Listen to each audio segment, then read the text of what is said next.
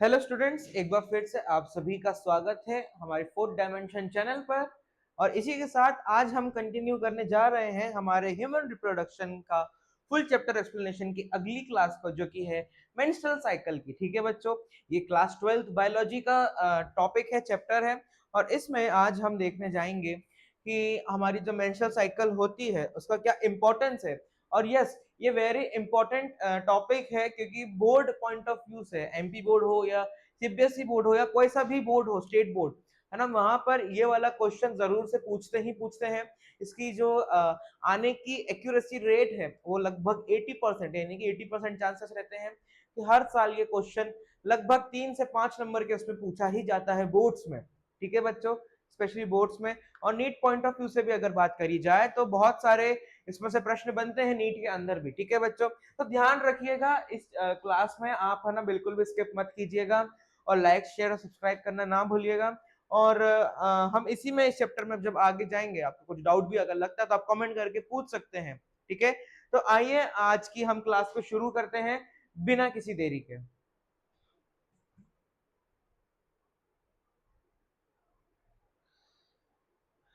ठीक है, हमारे सामने देखिए ह्यूमन रिप्रोडक्टिव सिस्टम यूनिट 2। इसमें आज हम डील करेंगे मेंस्ट्रुअल साइकिल को। क्लियर, मेंस्ट्रुअल साइकिल होती क्या है, हमने लास्ट क्लास में थोड़ा सा देखा था, एक बेसिक एक टर्म देखा था। बेसिक तो नहीं बोलना चाहिए, बट यस, हमने थोड़ा सा देखा था। अभी हम उसको कंटिन्यू करते हैं। ठीक है, देखो बच्चों, मेंस्ट्रुअल साइकिल जो रहती है उसको हम एक और चीज क्या बोलते हैं, हमारी ओवेरियन साइकिल। क्या बोलते हैं बच्चों उसको हम? ओवेरियन साइकिल के नाम से भी जानी जाती है, हमारी फीमेल रिप्रोडक्टिव साइकिल भी कहते हैं इसे। क्लियर, चलिए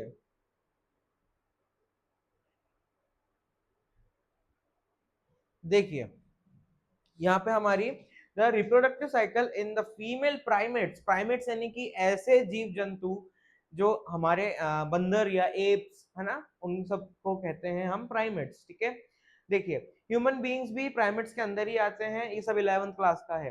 और इन सभी में क्या होता है बच्चों, मेंस्ट्रुअल साइकिल होती है। क्लियर, हाँ लगभग सभी मैमल्स में होती है, बट मैमल्स को हम मेंस्ट्रुअल साइकिल नहीं बोलते हैं। प्राइमेट्स में जो होती है तो उसको हम क्या बोलते हैं, फीमेल प्राइमेट्स में हमारी मेंस्ट्रुअल साइकिल बोलते हैं। देखो, the term menstrual cycle is applied to the cyclic changes that occur in endometrium every month. ठीक है, इसको क्या बोलते हैं, मेंसेम मंथ भी बोलते हैं। ठीक है, बेसिकली अगर हम बात करें तो हर मंथ में जो हमारे साइक्लिक या ओवेरियन चेंजेस आ रहे हैं साइकिल्स में, ठीक है, रेगुलर, एक खत्म हुआ तो दूसरा, दूसरा खत्म हुआ तो तीसरा, साइकिल्स में। ठीक है, तो इस प्रकार की साइकिल्स को जो प्राइमेट्स में होती है इनको हम क्या बोलते हैं, मेंस्ट्रुअल साइकिल के नाम से जाने जाते हैं। जिसमें मेन चेंजेस, जो फिजिकल मेन चेंजेस रहते हैं, वो कहाँ देखे जा सकते हैं बच्चों, हमारे एंडोमेट्रियम में। ठीक है, मैंने फीमेल रिप्रोडक्टिव सिस्टम में आपको एंडोमेट्रियम के बारे में बताया था।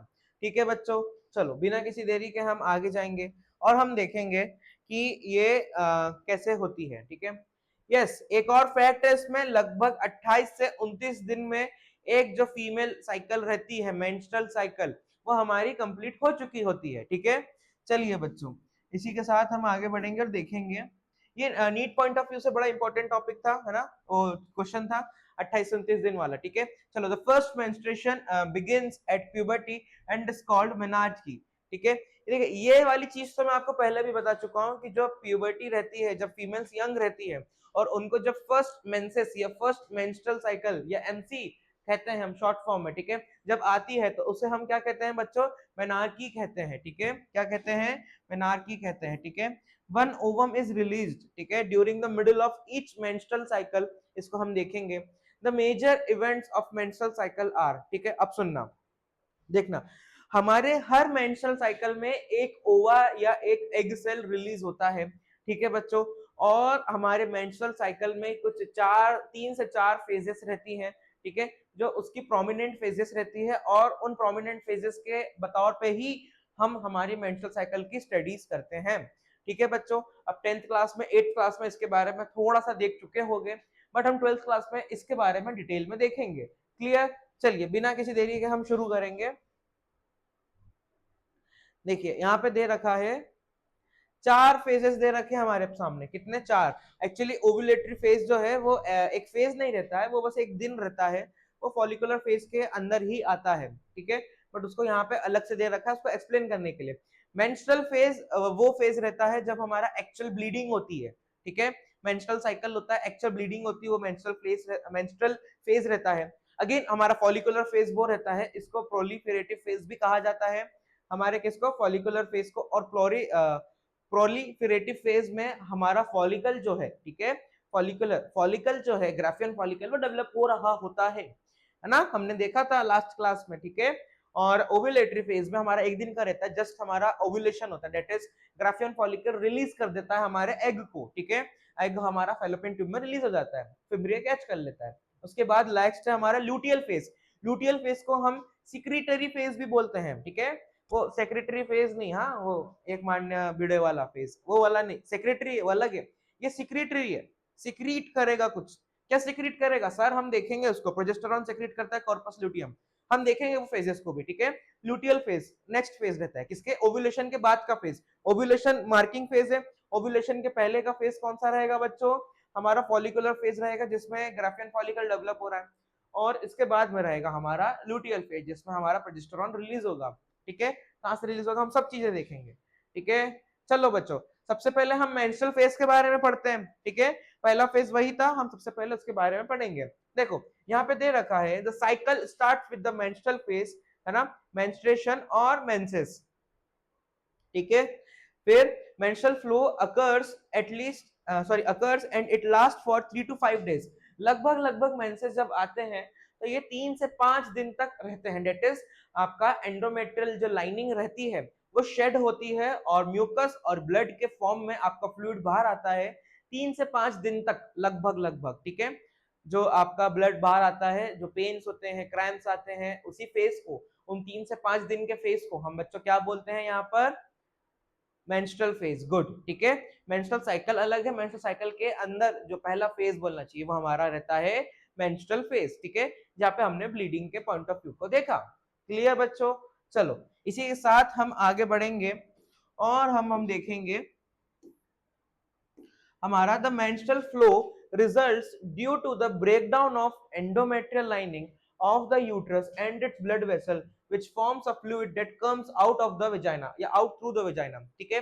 ये देखिए यहाँ पर क्या हो रहा है कि यहाँ पर ये camera focus, camera ji please focus करिए आप, है ना, बार बार नहीं होगा ऐसा, ठीक है, कैमरा प्लीज फोकस। चलो नेक्स्ट हम देखेंगे हमारा the menstrual flow results due to the breakdown of endometrial lining, ठीक है। यहाँ पर क्या होगा, एंडोमेट्रियल की जो लाइनिंग है, एंडोमेट्रियम क्या होता है, सबसे बाहर की लेयर रहती है यूट्रस की, हमने देखा था, याद करो, पेरीमेट्रियम, बीच की रहती है मायोमेट्रियम जो स्मूथ मसल्स की रहती है, क्लियर। टाइप्स ऑफ मसल का यहाँ पे प्रोबेबली आई बटन में डाल देंगे हम, ठीक है। और उसके बाद हमारी कौन सी रहती है बच्चों, बताओ कौन सी रहती है, endometrium. Endometrium is highly vascularised, vascularised यानी कि उसमें बहुत सारी क्या रहती है बच्चों, वेसल्स, क्या रहती है, वेसल्स। सर वेसल्स क्यों है उसमें, पॉइंट तो बताइए हमें। अरे बच्चों सुनो, उसमें वेसल्स इसलिए रहती है ताकि वो इम्प्लांटेशन जब हो तो प्लासेंटा फॉर्मेशन में हेल्प कर सके, ठीक है।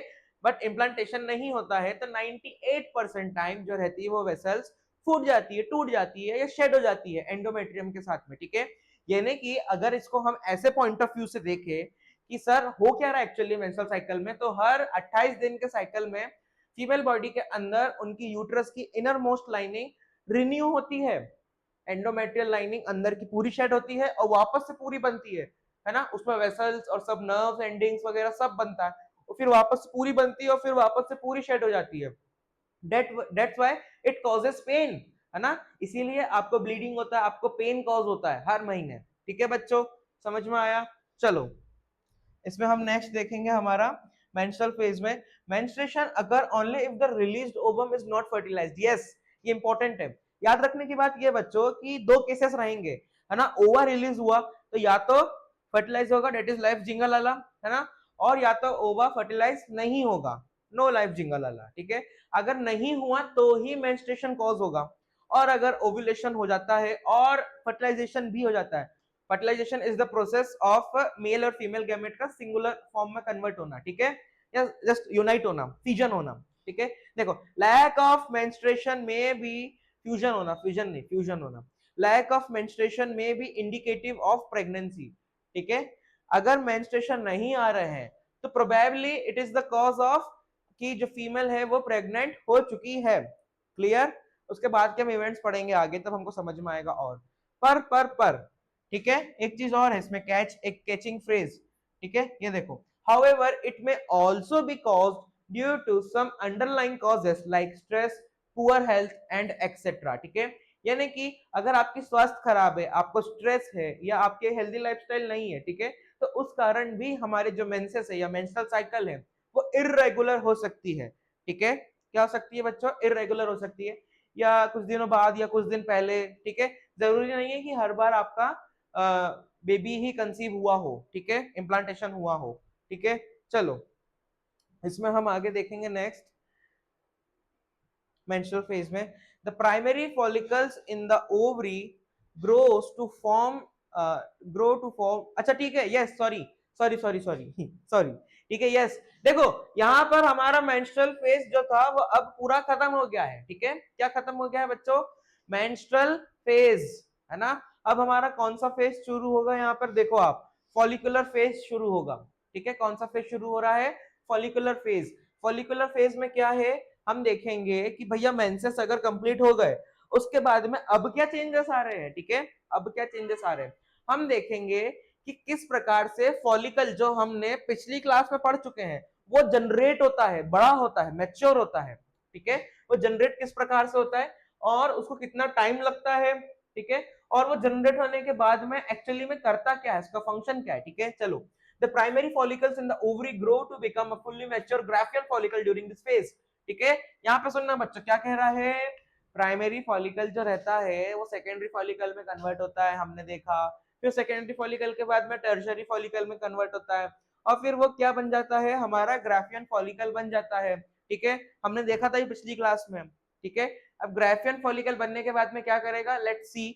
बट फिलहाल आपको ये याद रखना है कि बाय द टाइम हमारे फॉलिकुलर फेज में जब रहता है कौन, हमारा oocyte रहता है, या हमारा ओवा बोलना चाहिए, है ना। फीमेल बॉडी जब रहती है हमारे फॉलिकुलर फेज में, जब फीमेल बॉडी फॉलिकुलर फेज में रहती है, एस्ट्रोजन प्रोड्यूस करती है, ठीक है बच्चों। क्या प्रोड्यूस होता है? एस्ट्रोजन प्रोड्यूस होता है। कहां से होता है? हम लास्ट क्लास में देख चुके हैं, ठीक है। आप जाके वो वीडियो जरूर से देखो पहले, उसके बाद वाली वीडियो पे आएगा तो आपको और बेहतर समझ में आएगा, ठीक है। एस्ट्रोजन प्रोड्यूस होता है, ठीक है, थीका से, थीका इंटरना से, और वो एस्ट्रोजन हमारा ग्राफियन फॉलिकल, मैच्योर हो रहा ग्राफियन फॉलिकल एस्ट्रोजन को प्रोड्यूस करता है, ठीक है। समझ में आया? ये कब होता है एस्ट्रोजन प्रोड्यूस? फॉलिकुलर फेज में। इसको हम एक चीज और क्या कहते हैं? प्रोलिफेरेटिव फेज, ठीक है बच्चों। क्या कहते हैं? प्रोलिफेरेटिव फेज भी कहते हैं, ठीक है। ये देखो, ये कब से कब तक का रहता है बच्चों? फिफ्थ डे से लेकर 13th डे तक का रहता है। क्लियर? कब से कब तक का रहता है बच्चों? बोलो जल्दी मेरे पीछे। फिफ्थ डे से लेकर सर 13th डे तक का रहता है, ठीक है। फिर देखो, simultaneously the endometrium of the uterus regenerates through proliferation. मैं आपको बोल ही रहा था, इसको कौन सा फेज बोलते हैं? प्रोलिफेरेटिव फेज भी बोलते हैं। इस फेज में क्या हो रहा है भैया? जो एंडोमेट्रियम थी, शेड हो गई थी, वो क्या करती? वापस से जनरेट होती है। देखो क्या लिखा है? रीजनरेट्स, वापस से। री का मतलब किसी चीज को वापस से करना, ठीक है। सर आप क्या कर रहे हो? आपको बच्चा लिखेगा, सर हम तो रिवीजन कर रहे हैं, है ना। मतलब विजन देख तो लिया था एक बार पहले, पढ़ तो लिया था, रिवीजन वापस से देख रहे हैं इसको, ठीक है, रिवीजन, है ना। तो ये हमारा क्या कर रहा है? रीजनरेट कर रहा है। पहले एक बार हो चुका है ना, साइकिल में चलता, मैंने बताया, तो वापस से क्या कर रहा है? रीजनरेट कर रहा है, ठीक है। प्रोलिफरेटिव फेज में। नेक्स्ट चलो, इसी के साथ हम देखेंगे, these changes in the ovary and the uterus are induced by changes in the level of pituitary and ovarian hormones। अभी आपको ध्यान रखना है, बहुत चीज ध्यान रखनी है। मेंस्ट्रुअल साइकिल में हार्मोन्स का बहुत अच्छा खासा फंक्शन रहता है, ठीक है। इसमें 4 हार्मोन्स के बारे में हम स्टडी करेंगे। 2 तो रहेंगे हमारे जो पिट्यूटरी ग्लैंड से निकल रहे हैं, और 2 जो रहेंगे वो हमारे ओवेरियन हार्मोन रहेंगे, ठीक है बच्चों। 2 जो पिट्यूटरी ग्लैंड से निकल रहे हैं वो रहेगा हमारे कौन से? गोनेडोट्रोपिन वाले हार्मोन्स, ठीक है। That is LH and FSH। LH यानी कि ल्यूटिनाइजिंग हार्मोन, ठीक है, और FSH जो रहता है हमारा, वो रहता है कौन सा? फॉलिकल स्टिमुलेटिंग हार्मोन, ठीक है। ये दोनों भी फंक्शन करेंगे हमारे along with estrogen and progesterone. ठीक है बच्चों, एस्ट्रोजन कब रिलीज हो रहा है हम स्टडी कर चुके हैं। ठीक है, अब उसके बाद हम नेक्स्ट देखेंगे, पढ़ेंगे मतलब, देखो the secretion of gonadotropins that is LH and FSH increases towards the end of the follicular phase. ध्यान रखना, एक एक लाइन इस स्लाइड्स की और इस वीडियो की बहुत जरूरी है। ठीक है, सुनना, एफएसएच और एलएच क्या होता है, बढ़ने लगता है जैसे जैसे हम हमारे फॉलिकुलर फेज के एंड की तरफ आते हैं, डेट इज 13th डे या 14th डे की तरफ जैसे जैसे हम आते हैं, क्या होने लगता है बच्चों, एलएच और एफएसएच की मात्रा बॉडी में बढ़ने लगती है। ठीक है, यहाँ पे वो दे रखा है, देखो, gonadotropins in turn stimulates follicular development as well as secretion of estrogen by the growing follicles। अरे सुनना, गोनेडोट्रोपिन्स क्या करता है, फॉलिकल्स को डेवलपमेंट में हेल्प करता है, पहली चीज। ये दो हार्मोन क्या कर रहे हैं, फॉलिकल्स को डेवलप करने में हेल्प कर रहे हैं, पहली चीज। दूसरा फंक्शन ये कर रहे हैं कि डेवलपिंग फॉलिकल से एस्ट्रोजन को रिलीज करवा रहे हैं। 10 सेकंड पीछे जाओ, वापस से सुनो ये बात जो मैंने बोली है। ठीक है, सुनना, हमारा गोनेडोट्रोपिन्स क्या कर रहे हैं, दो फंक्शन कर रहे हैं। ठीक है, वो फंक्शन कर रहे हैं, एक तो सेक्रेशन ऑफ एस्ट्रोजन यानी कि एस्ट्रोजन को सेक्रेट करवाने में हेल्प कर रहे हैं, दूसरा फॉलिकल्स को डेवलप करवाने में भी हेल्प कर रहे हैं। ठीक है, समझ में आया, चलो भैया हम आगे बढ़ेंगे बिना किसी देरी के। ठीक है, both LH and FSH attain a peak level in the middle of the cycle, 14th day पे है ना, मिडिल ऑफ द साइकिल, 28 दिन का बिल्कुल बीच का हिस्सा, वहां पे क्या रहता है, LH और FSH की बिल्कुल पीक मात्रा रहती है, बॉडी में हाईएस्ट अमाउंट में वो प्रेजेंट रहता है फीमेल की। ठीक है, उस टाइम पे, और जैसी LH हुआ, LH सर्ज हुआ, LH सर्ज यानी कि अचानक से LH जैसी बढ़ा, ल्यूटिनाइजिंग हार्मोन, ग्राफियन फॉलिकल्स क्या करती है, फूट जाती है, रप्चर हो जाती है। ठीक है, और जैसी वो फूटती है तो ग्राफियन फॉलिकल से निकलता है हमारा ओवा, ओवम। ठीक है बच्चों, ग्राफियन फॉलिकल से हमारा ओवम निकलता है और ओवम निकल के फिम्ब्रिया के पास जाता है और फेलोपियन ट्यूब में जाता है, उसको हम अगली क्लासेस में पढ़ेंगे। बट बाय द टाइम आपको ओव्यूलेशन समझ में आना चाहिए। ओव्यूलेशन कब होता है, नीट वाले बच्चों सुनो, 14th डे पे होता है। ठीक है, कब होता है ओव्यूलेशन, 14th डे पे होता है। क्लियर, समझ में आया, I guess it's, I hope it's easy. ठीक है, मेरे को आशा ये सब इजी है, ज्यादा उसमें कुछ कठिन नहीं है। ठीक है, both LH and FSH attain a peak level in the middle of the cycle, that is 14th day। ठीक है, ये देखो LH की मात्रा बढ़ जाती है, और अब हम ओव्यूलेटरी फेज में या ओव्यूलेशन वाले फेज में आ गए हैं। क्लियर, देखो भैया यहाँ पे क्या है, rapid secretion of LH leading to its, एक second, yes, rapid secretion of LH leading to its maximum level during the mid cycle is called LH surge। अचानक से LH ल्यूटिनाइजिंग हार्मोन का बढ़ जाना क्या कहते हैं, उसका हम LH सर्ज कहते हैं। मैंने आपको बोला ये चीज अभी जस्ट। ठीक है, चलो बच्चों, इसमें हम नेक्स्ट देखेंगे, it induces the rupture of Graafian follicle and thereby the release of ovum, the secondary oocyte। ठीक है, ये LH सर्च के कारण से, मैं जस्ट बोला, ग्राफियन फॉलिकल रप्चर हो जाता है और ओव्यूलेशन हो जाता है। इसी चीज को हम क्या कहते हैं, ओव्यूलेशन, और द सेकेंडरी oocyte इसमें से निकलता है। ओवा जो है वो अभी सेकेंडरी oocyte है, ये तो आपको पिछली क्लास में बता चुका हूँ। ठीक है, चलो इसी के साथ बिना किसी देरी के हम आ जाते हैं हमारे नेक्स्ट फेज पे। ठीक है, हमारे हमने 3 फेजेस पढ़ लिए हैं बच्चों, proliferative phase, menstrual phase, ovulatory phase. ठीक है, अब हमारा है लूटियल फेज। लूटियल फेज को हम सिक्रीटरी फेज भी कहते हैं, सेक्रेटरी नहीं है ना, सेक्रेटरी नहीं बोलेंगे इसको, सीक्रेटरी बोलेंगे। ये कुछ सेक्रेट करेगा है ना, कुछ इसमें ग्लैंड्स रहेंगे मौजूद जो कुछ हार्मोन को सेक्रेट करेंगे। सर कौन से ग्लैंड्स रहेंगे, लेट अस अंडरस्टैंड। बेटा याद रखना, ल्यूटियल फेज कब से कब तक रहता है, 15th डे से लेकर 28th डे तक रहता है। ठीक है, 15th डे से लेकर 28th डे तक रहता है। क्लियर, और देखो, during luteal phase the remaining parts of the graafian follicle transforms as the corpus luteum. Graafian follicle ने एग तो रिलीज कर दिया। ठीक है, ग्राफियन फॉलिकल ने एग तो रिलीज कर दिया, अभी एग रिलीज करने के बाद में उसके पास में क्या बचा, कॉर्पस लूटियम बचा, जो येलो कलर का ग्लैंडुलर टिश्यूज का बना हुआ होता है। ठीक है बच्चों, समझ में आया। कॉर्पस ल्यूटियम किस चीज का बना हुआ होता है, ग्लैंडुलर टिश्यूज का, जो कि येलो कलर का होता है। क्लियर, अरे ये पीछे चला गया, ठीक है। और कॉर्पस ल्यूटियम आगे चल के क्या बन जाता है, हमने पिछली क्लास में देखा, कॉर्पस एल्बिकन्स में, ठीक है। यस, ये भी मैं आपको बता ही रहा था।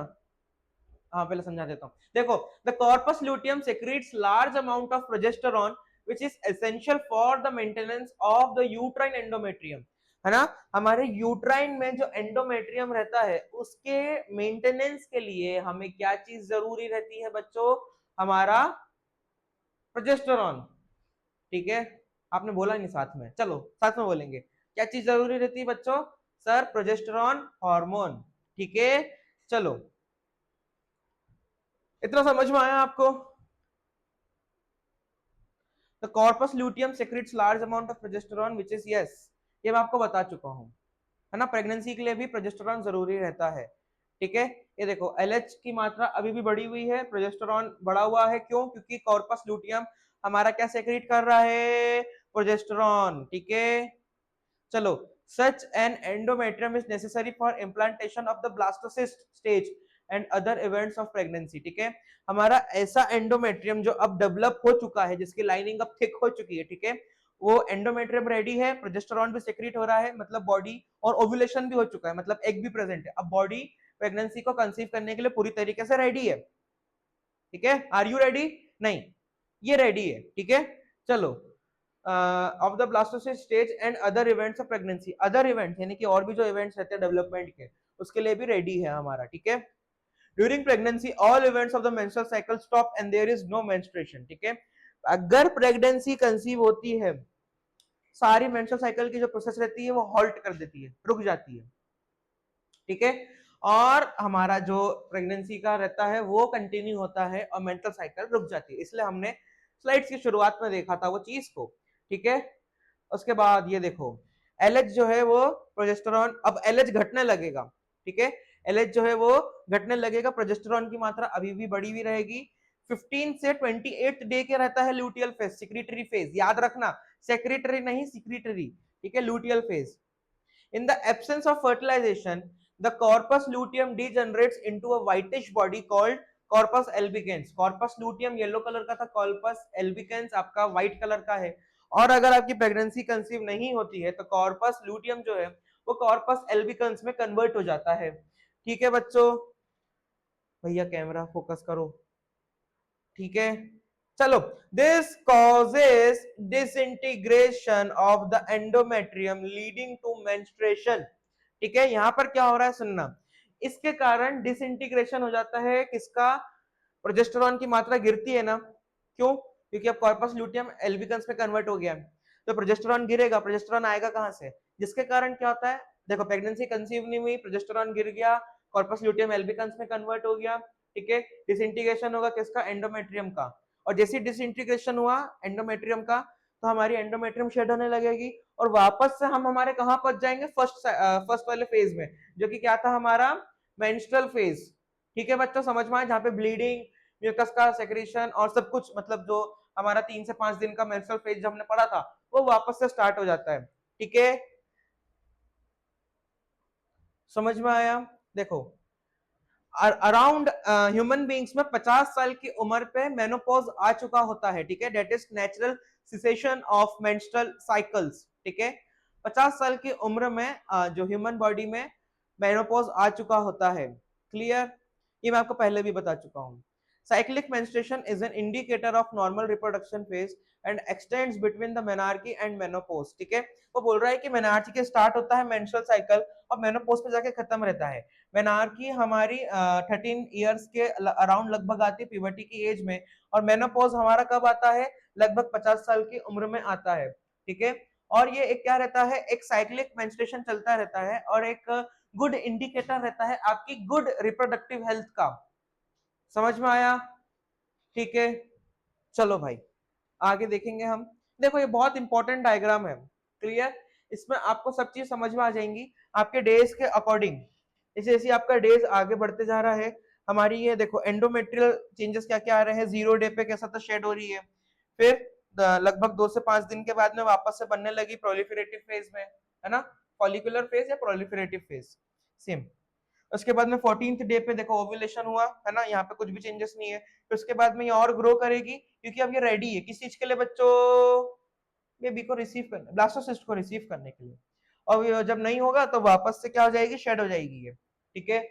चलो फॉलिकुलर डेवलपमेंट पे आते हैं, पिट्यूटरी वाला ये सब बाद में देखेंगे। फॉलिकुलर डेवलपमेंट पे आते हैं, हमारा मेंस्ट्रुएशन हुआ इतने फेज में, ठीक है, तभी हमारा ग्रो कर रहा है, ठीक है। फिर धीरे धीरे ये इतने फेज में, फॉलिकुलर फेज में ये एस्ट्रोजन को प्रोड्यूस करेगा, ठीक है। किसको प्रोड्यूस करेगा बच्चों, एस्ट्रोजन को, क्योंकि ये हमारा ग्राफियन फॉलिकल है, ठीक है। ग्राफियन फॉलिकल फिर फर्दर हमारा क्या करेगा, 14th डे पे क्या रहेगा, 14th डे पे ओव्यूलेशन कॉज करेगा, ठीक है। ओव्यूलेशन कॉज हुआ, उसके बाद में एग बाहर आया और हमारा जो ग्राफियन फॉलिकल था वो कॉर्पस ल्यूटियम में बदल गया, ठीक है। कॉर्पस ल्यूटियम में बदल गया तो कॉर्पस ल्यूटियम क्या सेक्रेट करता है, प्रोजेस्टेरॉन को सेक्रेट करता है। उसके बाद में हमारा कॉर्पस एल्बिकन व्हाइटिश आपकी बॉडी देखने के लिए मिलेगी अगर आपका प्रेगनेंसी कंसीव नहीं होगा तो, ठीक है। अब देखो pituitary and hormone, ovarian hormones की बात करें तो यहाँ पे आपको दिख ही रहा है, क्लियर, आपको कलर्स दिखने चाहिए एक्चुअली इसके, इसलिए जरूरी है ये, ठीक है। देखो हमारा पिट्यूटरी एंड ओवेरियन हार्मोन जो यहाँ पे दे रखा है एफएसएच है, ठीक है। एफएसएच आपका ग्रीन लाइन से है, एफएसएच की मात्रा नॉर्मल रहती है लगभग लगभग, और 14th डे पे ये लाइन जो है 14th डे की है, 14th डे पे पीक हो जाती है, ठीक है। एलएच जो है आपका लगभग लगभग पिंक कलर की लाइन है, नॉर्मल रहता है, और जैसे 14th डे आता है एलएच सर्ज हुआ, ऊपर गया अचानक से, फिर वापस से नीचे हो जाता है। एलएच सर्च के कारण से ओव्यूलेशन कॉज होता है, ठीक है। उसके बाद में येलो कलर की क्या है, एस्ट्रोजन है। हमारा ग्राफियन फॉलिकल धीरे धीरे डेवलप हो रहा है, बोलो बच्चों डेवलप हो रहा है, तो हमारा एस्ट्रोजन भी रिलीज होते जा रहा है। एस्ट्रोजन रिलीज हुआ हुआ हुआ हुआ हुआ हुआ और फिर वापस से नीचे गिरने लग गया। क्यों नीचे गिरने लग गया, क्योंकि हमारा ये देखो ओव्यूलेशन हुआ, ग्राफियन फॉलिकल डिजेनरेट होने लगा, ठीक है। ग्राफियन फॉलिकल अब किस में कन्वर्ट हो गया है, हमारे कॉर्पस लूटियम में, और कॉर्पस ल्यूटियम का फंक्शन क्या रहता है हमारा बच्चों, प्रोजेस्टेरॉन को रिलीज करवाने का। किसका फंक्शन रहता है, प्रोजेस्टेरॉन को रिलीज करवाने का। तो प्रोजेस्टेरॉन देखो यहाँ पे हमारा प्रोजेस्टेरॉन रिलीज होने लगेगा, क्यों, प्रोजेस्टेरॉन की मात्रा ऊपर गई, क्यों गई बच्चों बताओ, अरे भैया कॉर्पस ल्यूटियम का काम है प्रोजेस्टेरॉन को रिलीज कराना, इसलिए वो पीक पर रहेगा जब कॉर्पस ल्यूटियम सेक्रेट करेगा, ठीक है, सेक्रेटरी फेज में रहेगा। इसलिए ये वाला डायग्राम जरूरी है, आप इसको जरा चैन से देखिएगा, ठीक है। स्क्रीनशॉट ले लीजिए, इसको जूम कर लीजिए और देखते रहिए थोड़ी देर वीडियो को पॉज करके, आपको समझ में आ जाएगी हमारी पूरी मेंस्ट्रुअल साइकिल को, ठीक है। चलो इसके बाद हम देखेंगे first menstruation begin at puberty and is called menarche, ठीक है। द परमानेंट सिसेशन ऑफ, ठीक है, ये भी हम देख चुके हैं। इसके बाद हम देखेंगे रिप्रोडक्टिव पीरियड ऑफ फीमेल, ठीक है ना, इन्हीं के बीच में मेनार्की और मेनोपॉज के बीच में ही हमारा रिप्रोडक्टिव पीरियड ऑफ फीमेल रहता है, यानी कि फीमेल का रिप्रोडक्शन वाला जो फेज रहता है वो इसी टाइम पे एक्टिव रहता है। चलो ये बहुत इजी है, जल्दी से इसका उत्तर दीजिए, वीडियो पॉज करो। 10 9 8 7 6 5 4 3 2 1, सही आंसर है मेनार्की, ठीक है। चलो बताओ भाई क्वेश्चन क्या पूछ रहा है कि एलएच जब मिड साइकिल, है ना, अचानक से बढ़ जाता है, एलएच की मात्रा बढ़ जाती है तो उस कारण क्या होता है, मैंने आपको पढ़ाया है, गेस करो, गेस करो क्या होगा, अरे भैया ओव्यूलेशन होगा, मैंने बताया हूं आपको, गलत आंसर क्यों चूज करते हो, जिसने सही आंसर चूज करा लाइक करना, ठीक है। यस बच्चों याद रखना है ये मेंस्ट्रुअल साइकिल की क्लास इतनी ही थी, और मेंस्ट्रुअल साइकिल जो रहता है बहुत इंपॉर्टेंट टॉपिक रहता है बोर्ड पॉइंट ऑफ व्यू से, ठीक है। तो इसको बार बार देखना और जितने हो सके उतनी बार देखना और अच्छे से याद कर लेना, ठीक है। Even unit test, half yearly, quarterly सभी एग्जाम्स में पूछते हैं इसको, ठीक है बच्चों। चलो आई होप कि आपको आज का टॉपिक समझ में आया होगा। अगली बार जब हम मिलेंगे हम आगे के चैप्टर्स को डील करेंगे, है ना। चैनल को सब्सक्राइब करना ना भूलिए और नोटिफिकेशन आइकन को दबा दीजिए ताकि आप हम जैसे ही वीडियो डालें आपको नोटिफिकेशन पहुंच जाए, ठीक है। अगली बार तक के लिए bye bye, tata and see you.